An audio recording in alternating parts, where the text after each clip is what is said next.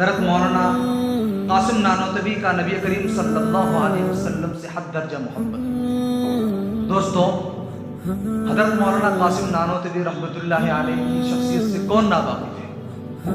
کون نہیں جانتا جو علماء دیوبند کے سب سے بڑے لیڈر، سب سے بڑے رہنما اور سب سے بڑے عالم تھے۔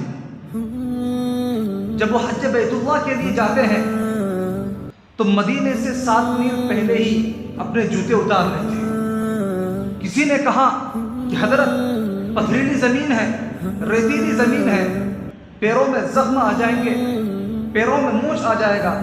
تو حضرت نے کہا کہ زخم کی کوئی بات نہیں، پیروں میں پتھر لگ جائے پتھروں کی کوئی بات نہیں، میں جوتا اس لیے اتارتا ہوں کہ آج سے 1400 سال پہلے اس سرزمین پر نبوت والے قدم پڑے ہوں گے تو کہیں نانوتوی گستاخ کا جوتا،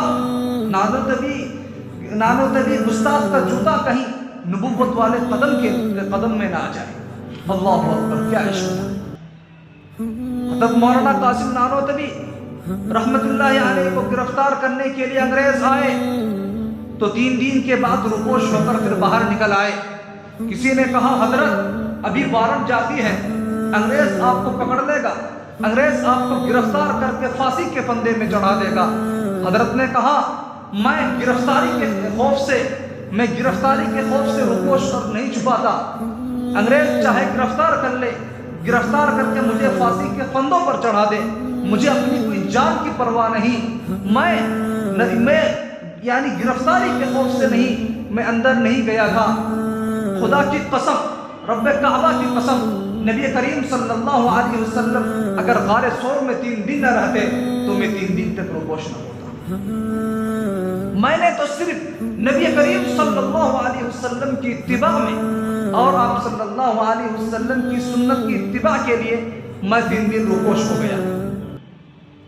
آپ سوچئے تو کون سی محبت تھی کہ جس نے حضرت مولانا قاسم نانوتوی کو نبی کا دیوانہ بنا دیا۔ یہی وہ عقیدت اور محبت تھی جس کا اہل ایمان سے مطالبہ کیا گیا۔ صحابہ کرام رضوان اللہ علیہم اجمعین ہمارے لیے نمونہ اور آئیڈیل ہیں۔ جس طریقے سے ان کا ایمان معتبر تھا، اسی طریقے سے ان کی محبت اور ان کی عقیدت بھی اللہ تبارک و تعالیٰ کے نزدیک معتبر تھی۔ چنانچہ حضرت مولانا قاسم نانوتوی رحمۃ اللہ علیہ ایک مرتبہ روزہ اطہر کے باہر کھڑے ہوتے ہیں۔ کسی نے پوچھا حضرت اندر کیوں نہیں جاتے؟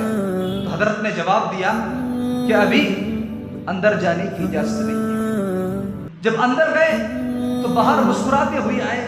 کسی نے پوچھا، چہرے پر بالکل مسکراہٹ تھی، چہرہ بالکل تر و تازہ تھا۔ کسی نے پوچھا کہ حضرت آخر کیا بات ہے؟